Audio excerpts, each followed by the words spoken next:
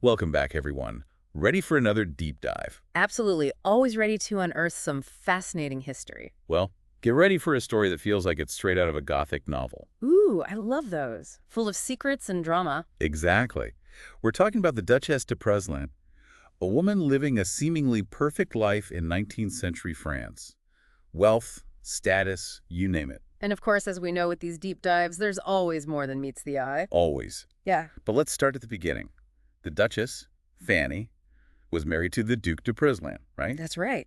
And together they had it all. Lavish home in Paris, a grand ancestral castle, and a big family. 10 children, in fact. Wow, 10 kids. That's a lot of, well, everything. It certainly paints a picture of a full and bustling household. From the outside, it looked like the perfect family portrait. But like you said, there's always more to the story.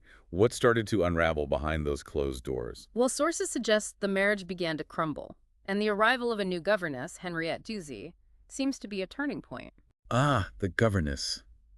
Always a key player in these historical dramas. Indeed. And Henriette was quite a figure. Young, charming, well-educated, she quickly became popular with the children. Even perhaps a bit too popular. I'm sensing some tension brewing already. You're picking up on it, yes. There were whispers even suggesting the children preferred Henriette over their own mother. Ouch. That's gotta hurt. And now, of course, there's the Duke himself. Yes, the Duke. Rumors started circulating about his relationship with Henriette.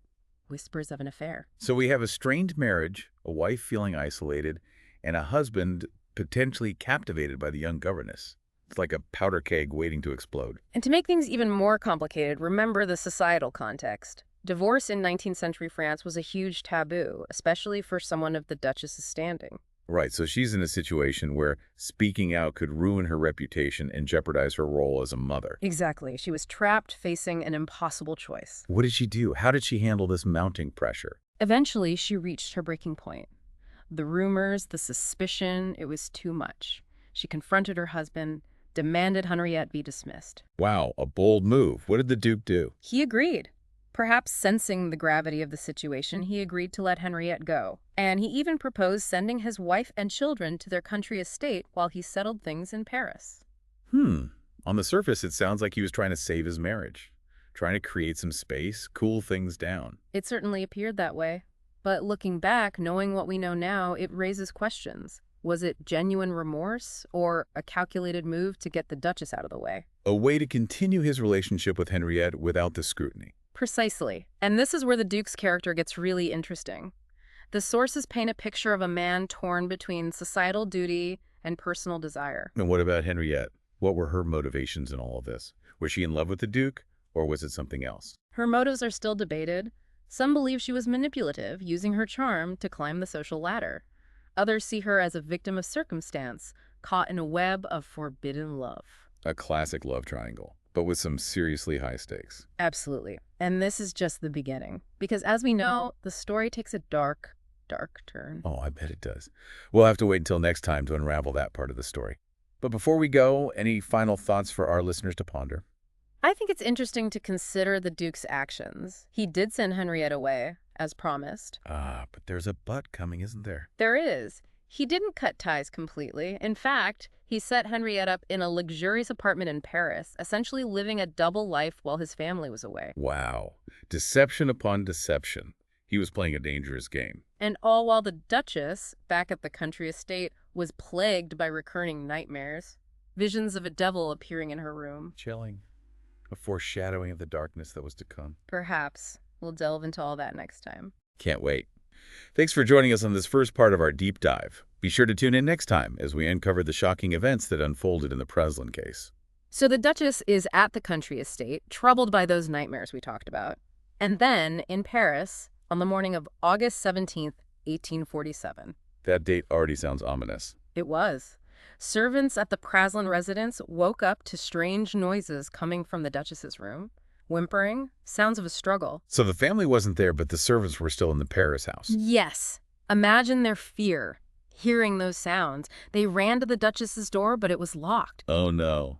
Locked from the inside. Exactly. They called out to her, but no response. Just more unsettling sounds of the struggle continuing. It's giving me chills just thinking about it. They must have been terrified. They were. They finally forced their way into the room. Yeah. And, well, it was a horrific sight. They found the Duchess. Yes. Yeah. Murdered. The room was covered in blood, multiple stab wounds, a fractured skull, her throat slashed. Oh my God. It's hard to even imagine that level of violence. It wasn't a crime of passion. This was brutal, calculated. And the Duke. Where was he during all of this? He claimed he was in his own room and had heard a struggle but hadn't seen anyone. But didn't you say there was something that made his story suspicious? Yes, there was. Bloodstains on his clothes. Wait, so he's claiming he heard a struggle, but there's blood on him. And not just a few drops either. His explanations just didn't add up. It was clear to investigators that something wasn't right. So now you have this incredibly prominent Duke, possibly involved in his wife's murder. This must have been huge news. Oh, absolutely. It was a scandal that rocked French society. The press went wild, of course. The public must have been outraged. They were. Everyone wanted answers. But at the same time, there was pressure from the highest levels to handle things carefully. We're talking about a duke, remember? Right, part of the elite. Their world couldn't afford a messy scandal. Exactly. And then there's the question of the trial. The duke, as a peer of the realm, could only be tried by other nobles. Finding an impartial jury in that situation, nearly impossible. So justice seemed pretty unlikely from the start. It was an uphill battle. But then, before a trial could even begin, something shocking happened. The Duke committed suicide. He killed himself. Yes, by arsenic poisoning, while under house arrest. Wow. Talk about a dramatic turn of events. So was it guilt? Was he admitting to the murder in his own way? It's impossible to know for sure. Some believe it was remorse, others think he was just trying to escape the consequences. Either way, he took his secrets to the grave.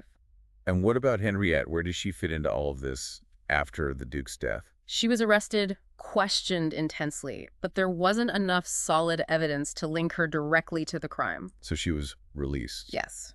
And eventually, she left France altogether, relocated to New York, started a new life. Like she was trying to escape the shadow of that whole affair. It seems that way. She became a school principal, even gained some respect in literary circles. It's quite a story, considering where she came from. A second chance, maybe.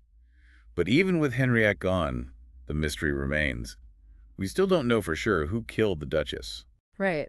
And then there's one final detail that adds another layer of creepiness to this whole thing. The red devil costume? Wait, what? A red devil costume? Yes.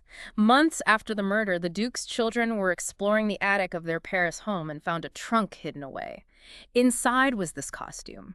Bright red, horns, a tail, the whole works. That's disturbing. What was he doing with a costume like that? It's unsettling, isn't it? Some believe he was using it to frighten the Duchess, maybe as a way to manipulate her, make her doubt her own sanity. Like some kind of psychological torture. It's a chilling thought.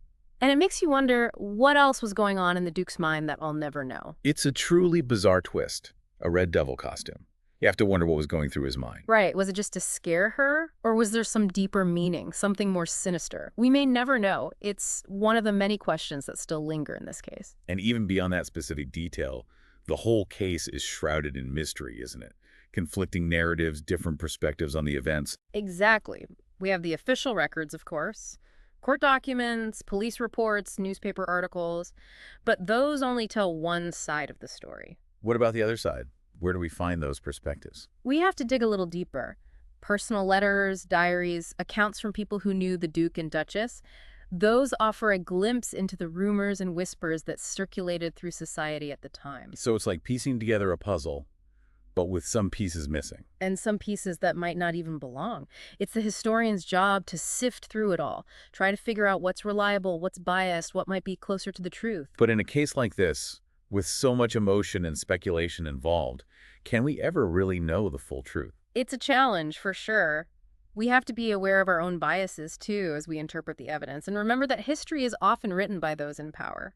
And in this case, those in power seemed very interested in protecting their own. Absolutely. That makes it even more difficult to separate fact from fiction.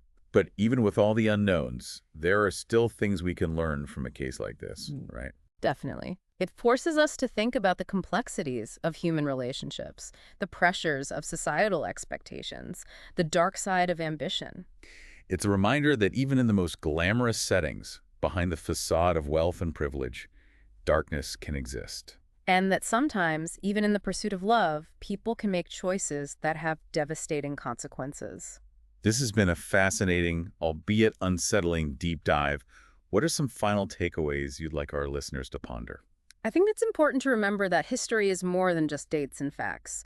It's about people, their choices, and the ripple effects those choices have on the world around them. And it's a reminder to always question what we see and hear, to dig deeper, to consider different perspectives. Exactly. Because the truth, as they say, is often stranger than fiction. Couldn't have said it better myself. Well, that wraps up another deep dive. A huge thanks to our expert for sharing their insights. And to our listeners, thanks for joining us. We'll be back soon with another fascinating story from the past. Until then, keep exploring, keep questioning, and keep those deep dives going.